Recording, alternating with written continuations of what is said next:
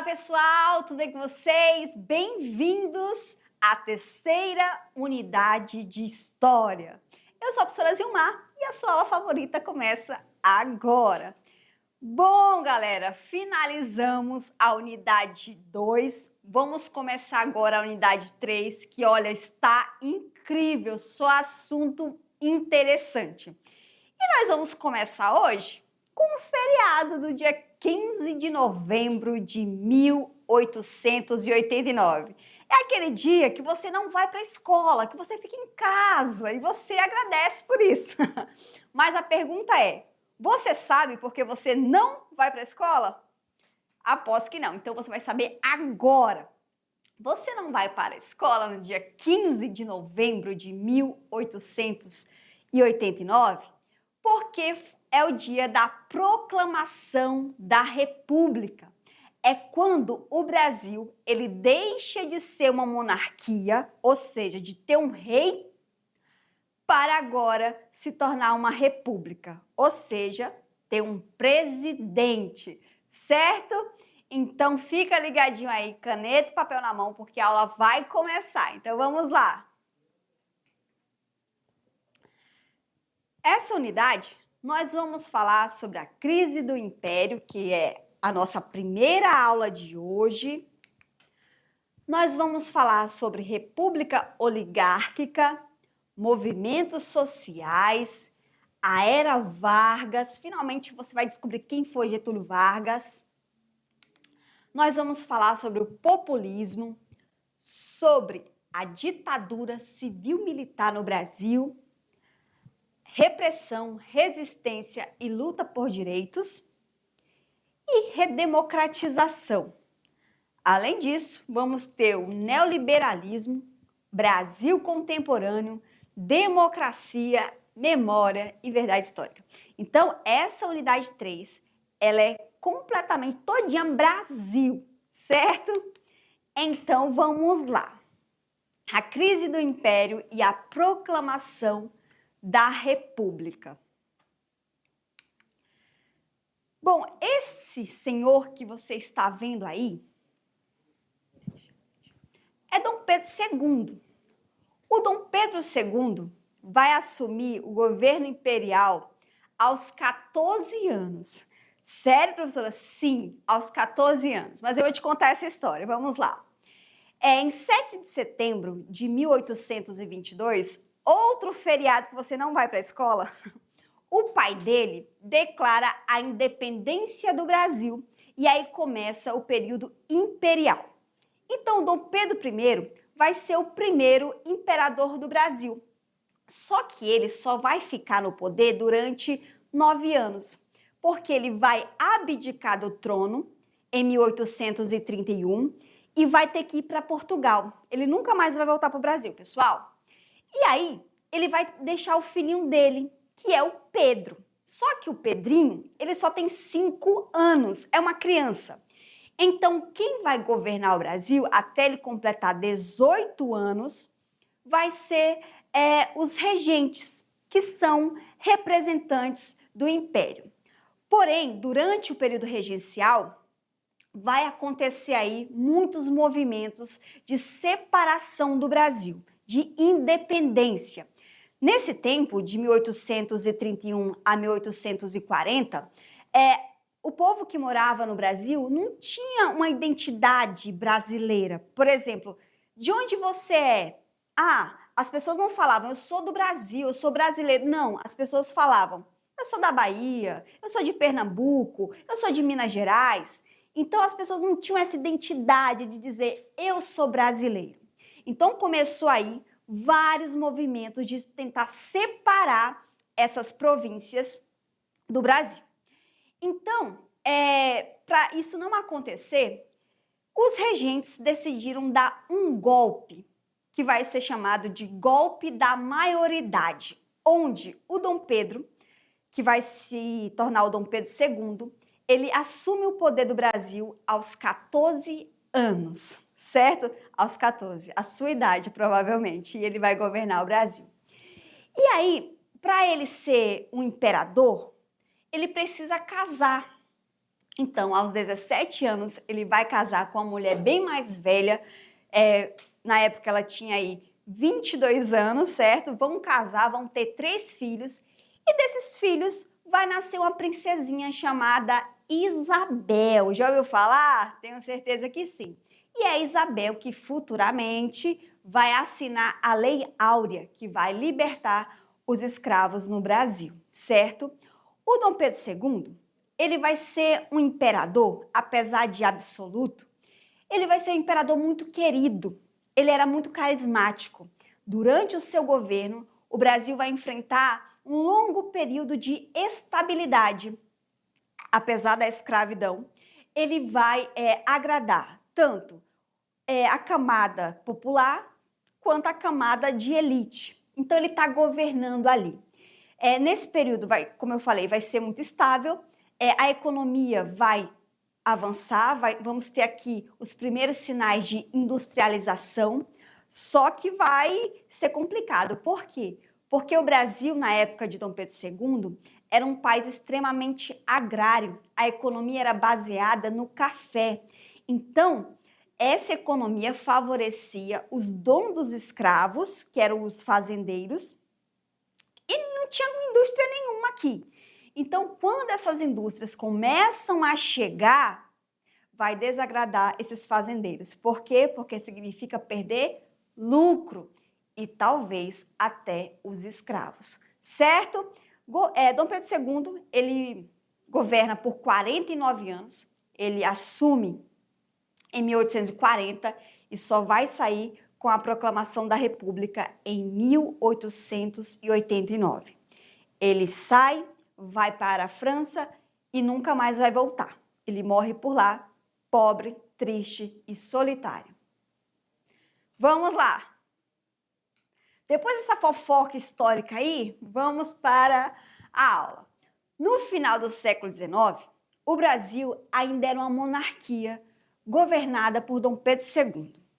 Apesar da estabilidade política, o país passava por mudanças econômicas e sociais que exigiam novas formas de organização política. Enquanto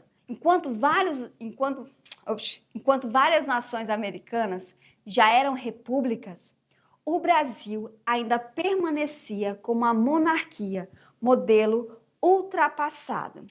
Então, lá na Europa, basicamente todos os países já eram repúblicas. Só que o Brasil, além de ser uma monarquia, ainda era uma monarquia escravista. Para você ter uma ideia, o Brasil vai ser o último país do Ocidente a libertar esses escravos. Então, o Brasil está atrasado, estamos no século XIX, mas a nossa fonte econômica é o café. A monarquia dependia muito da figura de Dom Pedro II, que já estava envelhecido.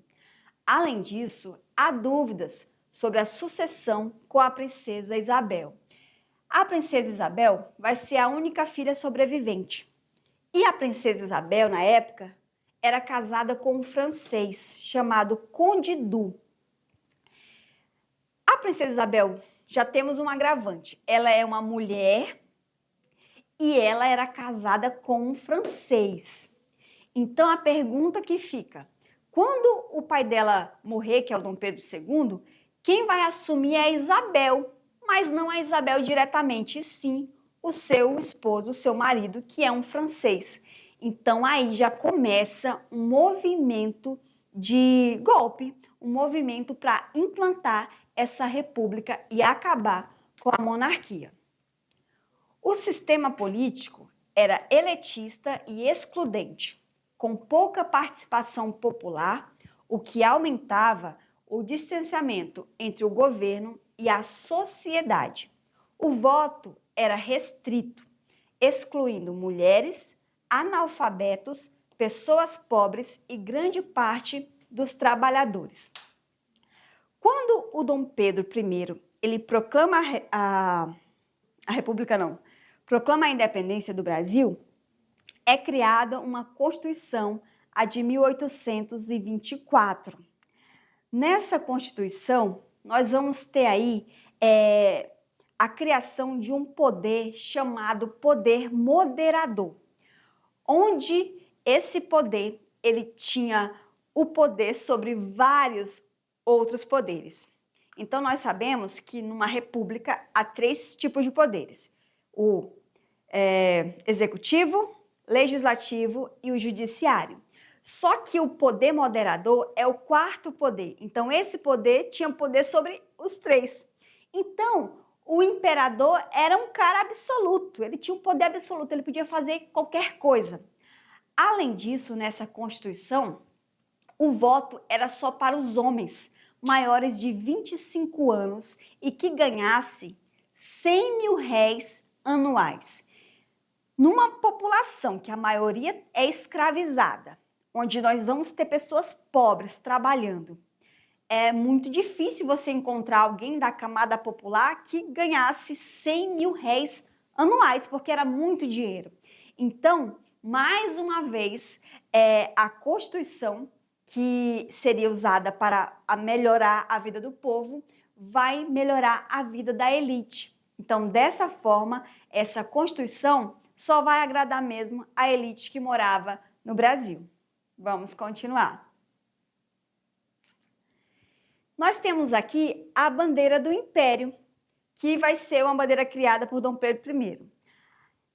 Na escola, lá no prezinho, nós aprendemos que o verde é as matas, o amarelo é a riqueza e o azul é a natureza, o céu. Mas, na verdade, não. A bandeira do Brasil atual, ela vai ser inspirada nessa bandeira aqui. Esse verde representa a casa, a família Bragança, que é a família de Dom Pedro I e II. O amarelo, ele representa a família Habsburgo, que é da mãe de Dom Pedro II, a Leopoldina. Ela era austríaca. Bom, aqui nós vamos ter as 2 fontes econômicas do Brasil na época. Nós vamos ter as folhas de tabaco e nós vamos ter o café. Bem no centro nós temos uma coroa, que significa que é uma monarquia, e aqui nós vamos ter uma cruz, que representa o cristianismo, e essas estrelas representam as províncias, que futuramente vão se tornar estados.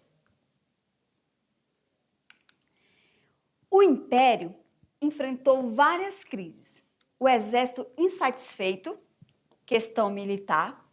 A igreja entrou em conflito com o Estado, questão religiosa. E a escravidão, que se tornava cada vez mais insustentável. Ao mesmo tempo, as ideias republicanas ganharam força entre intelectuais e políticos. A monarquia foi perdendo apoio de grupos importantes, militares, cafeicultores, igreja e setores urbanos.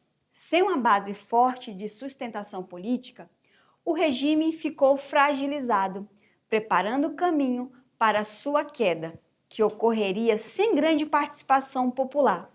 A população participou pouco ou quase nada desse processo.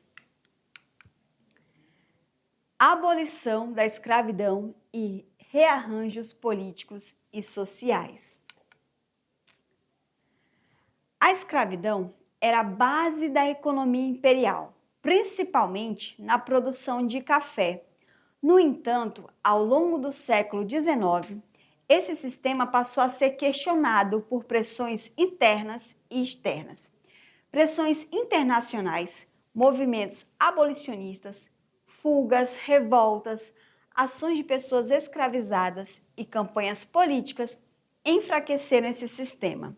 A crise do Império está ligada à crise da escravidão. Bom, vamos começar a falar do primeiro motivo que levou à queda de Dom Pedro II. Bom, o primeiro motivo vai ser o fim da escravidão. Como nós já falamos, no Brasil, a base econômica era agrária e o principal produto era o café. Então, esse escravizado, ele não recebia salário para trabalhar nessas fazendas. Então, a industrialização estava chegando. E na indústria nós temos o quê? Nós temos operários. E esse operário, ele recebe um salário.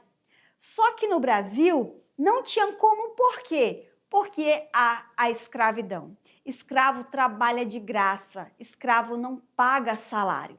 Então, o escravo ele era visto como uma mercadoria. Então, libertar esses escravos significaria perder o lucro desses fazendeiros produtores de café. Então a escravidão ela vai começar a ser pressionada, principalmente pelos ingleses, que foi o primeiro país a fazer uma revolução industrial. Mas por que pelos ingleses? Porque os ingleses eram parceiros dos portugueses. E os ingleses eles queriam mandar produtos para o Brasil. Só que o Brasil, a maioria é de escravizado. O escravizado não tem dinheiro, o escravizado não compra.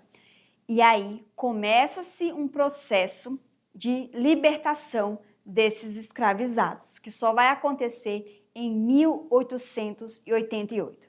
Mas, professora, se o Dom Pedro era um cara gente boa, era legal, por que ele não liberta logo? Porque se ele libertasse, ele ia perder o apoio de quem? Dos fazendeiros, dos donos de escravos. Então, ele não podia perder esse apoio. Então, ele vai mantendo a escravidão. Vamos continuar. O fim da escravidão foi resultado de intensas lutas.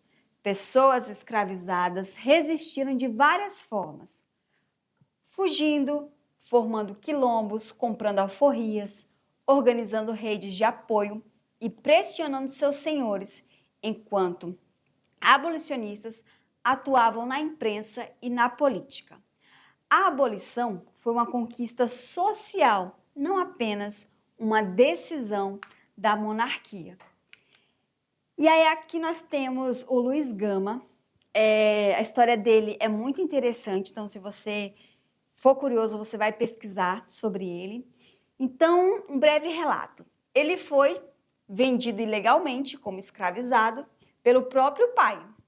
Ele vai se tornar advogado e ele vai ajudar a libertar centenas de escravizados via judicial, via justiça.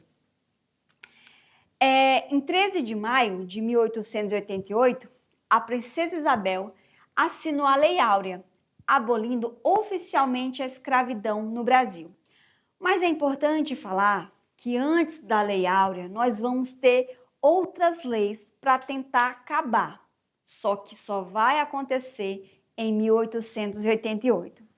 A primeira lei que vai tentar acabar com a escravidão vai ser a Lei Eusébio de Queiroz. É aquela lei que proíbe o tráfico negreiro, o tráfico de escravizados. Ou seja, estava proibido trazer escravos da África. Então, o que vai causar? Vai diminuir, certo, esse tráfico, porém, o escravizado dentro do Brasil, ele vai ficar ainda mais caro. Quer dizer que vai valorizar ainda mais. Mas por que isso vai acontecer? Porque a Inglaterra ela vai vigiar o Oceano Atlântico.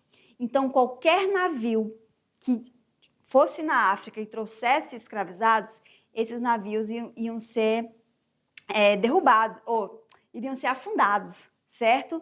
E aí vai diminuir, mas não vai acabar, certo? E o preço desse escravo no Brasil vai aumentar e muito. Uma outra lei vai ser a Lei do Ventre Livre, de 1871. Essa lei falava o seguinte, que a partir de 1871, qualquer criança que nascesse, ela iria ser liberta. Só que tem uma coisa. Como que essa criança vai ser liberta se ela é uma criança? Por essa lei, somente a criança ela tem a liberdade e não a mãe. Então, essa lei aí não vai funcionar por quê? Porque essa criança vai ter que ficar com a mãe. Então, se a mãe é escravizada, essa criança vai permanecer escravizada.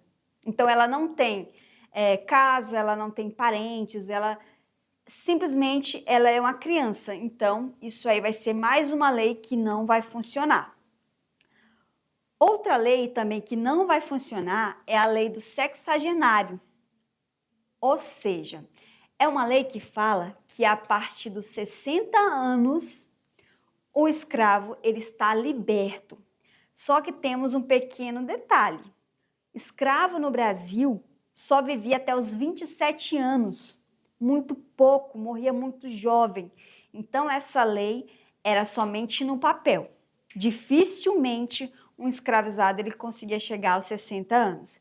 E quando chegava, ele ia ser liberto, só que uma saúde muito fragilizada, ele não ia ter um trabalho, ele não ia ter uma casa, certo? Então, mais uma lei que não vai funcionar. A Lei Áurea é a que vai libertar definitivamente esses escravizados. Ela libertou juridicamente as pessoas, mas não garantiu terras, moradia, trabalho digno, educação ou reparação social. Essa lei, quando ela foi assinada pela princesa Isabel, que estava sendo pressionada, o que vai acontecer? Ela assina, só que não vai fazer nenhuma política social para amparar esses negros que estão libertos. Eles muitas vezes vão continuar da mesma forma, porque um escravizado ele não tinha uma casa, ele não vai ter um trabalho, ele não sabe ler nem escrever. Então, esse escravo, muitas vezes, ele continuava nas fazendas trabalhando em troca de comida e moradia. Então, a partir dessa libertação, que foi assinada pela princesa, nós vamos ter aí vários problemas sociais futuros. Nós vamos ter a desigualdade social entre o branco e o negro, nós vamos ter a questão racial no Brasil por causa disso, nós vamos ter a baixa escolaridade, ou seja, a população negra ela vai ter menos educação do que a população branca. Então, nada foi feito. Essa população foi liberta, porém, continuou à margem da sociedade. Vamos continuar. Nós temos aqui a princesa que vai assinar a Lei Áurea.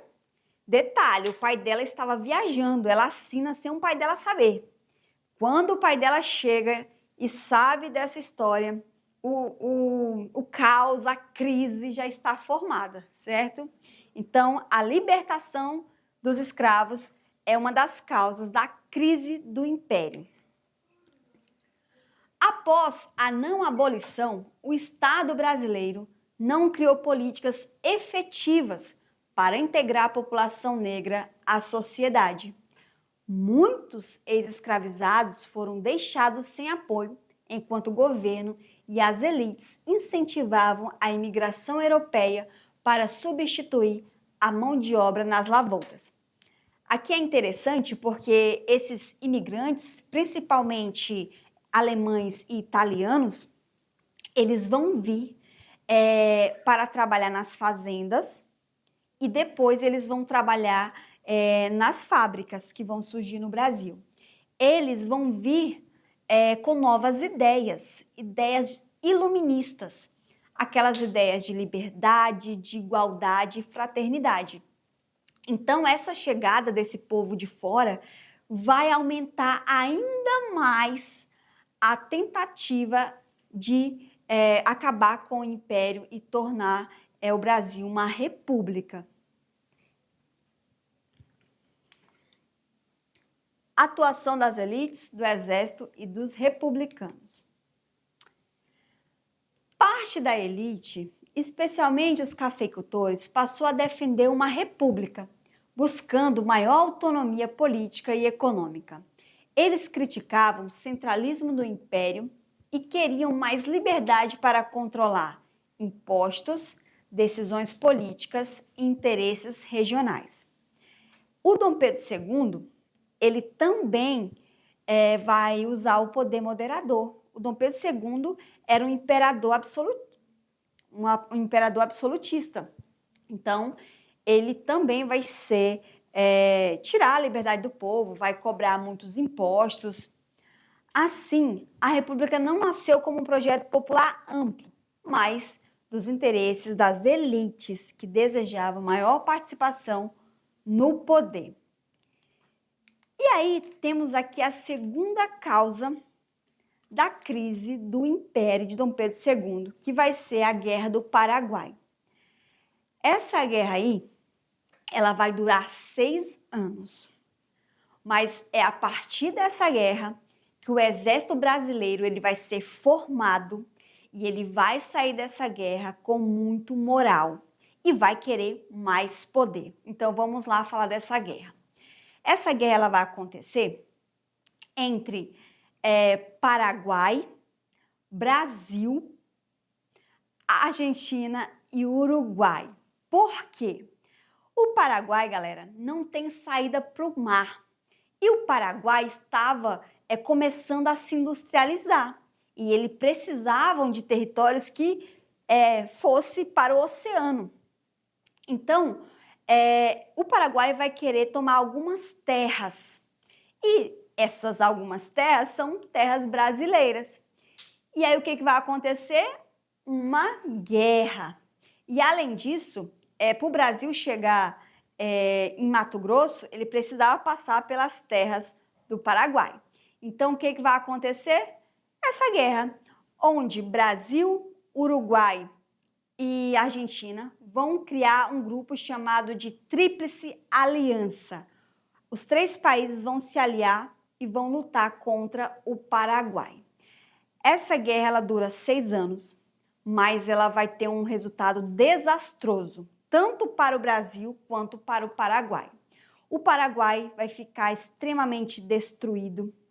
A população masculina toda ela vai ser morta, exatamente, vão matar todos os homens daquele lugar. Só vai sobrar mesmo mulheres e crianças. Então, isso hoje dificulta muito o desenvolvimento do Paraguai devido a essa guerra que aconteceu durante o Império no Brasil. E no Brasil, o que vai acontecer? O exército ele vai chegar poderoso, ele vai querer mais poder, a economia vai entrar em crise porque uma guerra ela tem custos e o Dom Pedro ele vai usar muito dinheiro nessa guerra e também a população vai condenar o ato de Dom Pedro, o exército brasileiro, ter matado todos os homens daquele lugar. Então o Dom Pedro, que tinha uma popularidade muito alta, agora vai cair. Ele vai se tornar um imperador popular, ou impopular. Então nós temos aí, primeira causa, o fim da escravidão. Segunda causa, a Guerra do Paraguai, certo? Vamos continuar. E aqui nós temos a comparação das 2 bandeiras.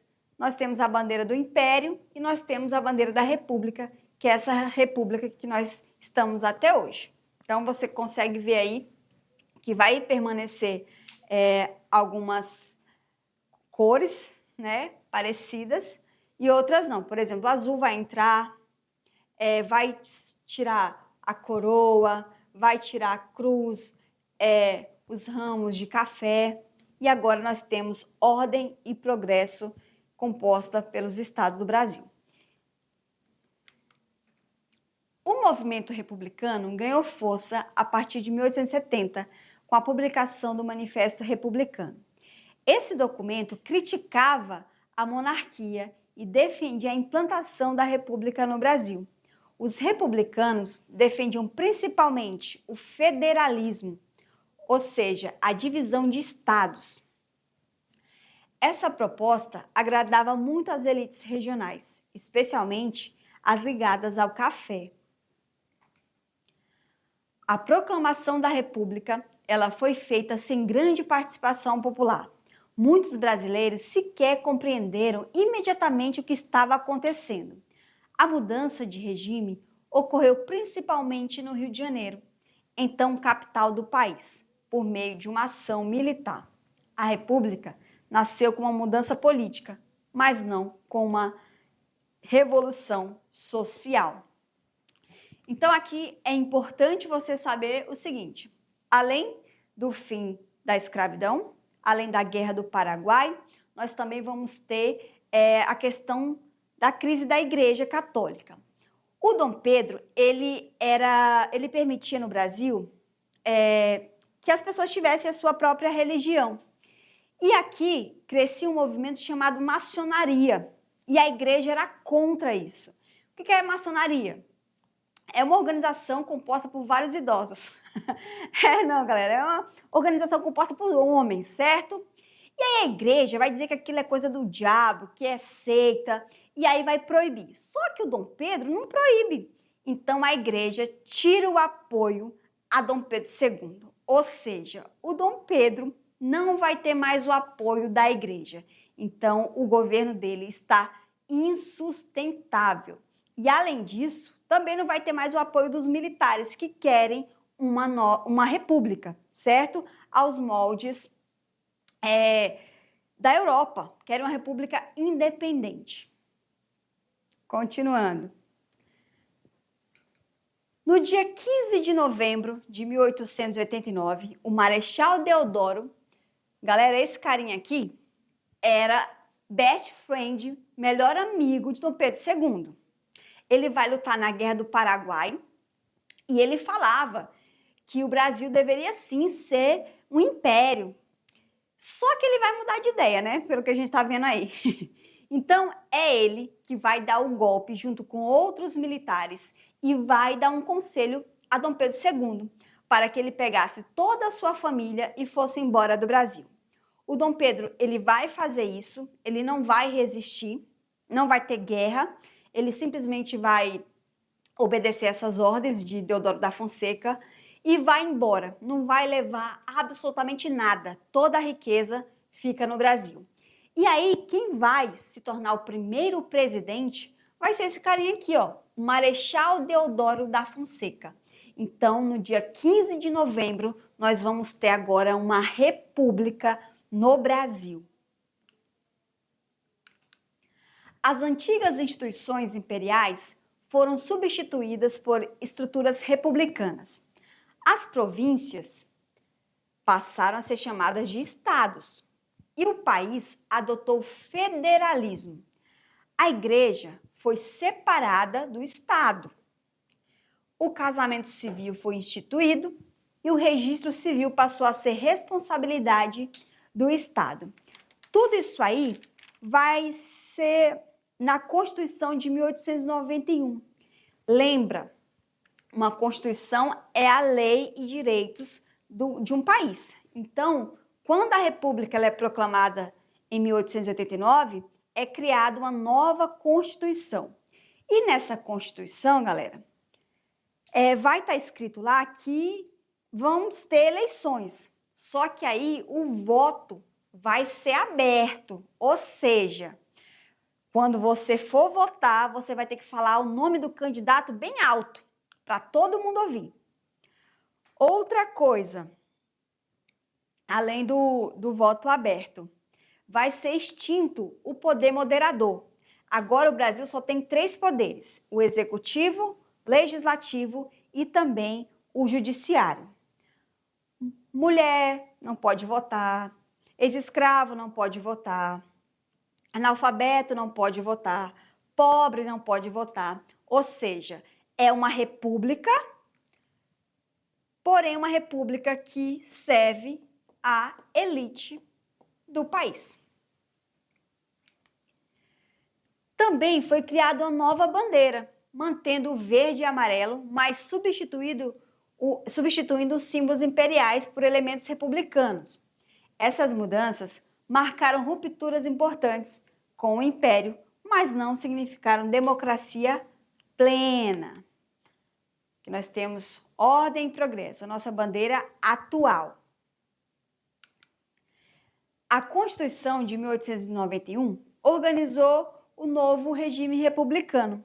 O Brasil passou a ter presidente, eleições, separação entre os poderes e maior autonomia dos estados. Porém, mulheres, analfabetos e grande parte da população pobre não podiam votar. Por isso, a República Brasileira nasceu com uma contradição. Defendia modernização e liberdade, mas manteve grande parte da população excluída das decisões políticas. A proclamação da República representou uma mudança institucional importante. O Brasil deixou de ser uma monarquia e passou a ser uma república. Houve alterações na forma de governo, na organização administrativa e na relação entre igreja e Estado. No entanto, muitas permanências continuaram. As elites agrárias mantiveram grande influência política. Para nós finalizarmos por hoje, é importante você saber que quando a República ela é proclamada, o povo ele não está sabendo dessa história. Ele nem mesmo sabe o que é mais ou menos uma república. Então, essa república ela nasce dos desejos e interesses de uma elite e também do exército, o que é algo contraditório. Por quê? República significa coisa pública. Quer dizer que agora esse lugar, esse país, essa nação, o governante ele tem que governar para o povo, porque é coisa pública, é para o povo o elege e ele governa para o povo. Só que vai ser o contrário. Nós vamos ter uma república, só que o povo nem sabe o que é uma república. O povo ainda tinha aquele pensamento de que eu nasci na Bahia, então eu sou baiano, eu não sou brasileiro. Eu nasci, por exemplo, em Minas Gerais, eu sou mineiro, eu não sou brasileiro. Então as pessoas não tinham ainda esse sentimento. Vai começar a ser construído a partir da República, certo? Então a aula de hoje chegou ao final, espero muito que você tenha entendido tudo. Se não entendeu, vê de novo a aula, certo? É isso, um grande beijo, até a próxima aula e tchau!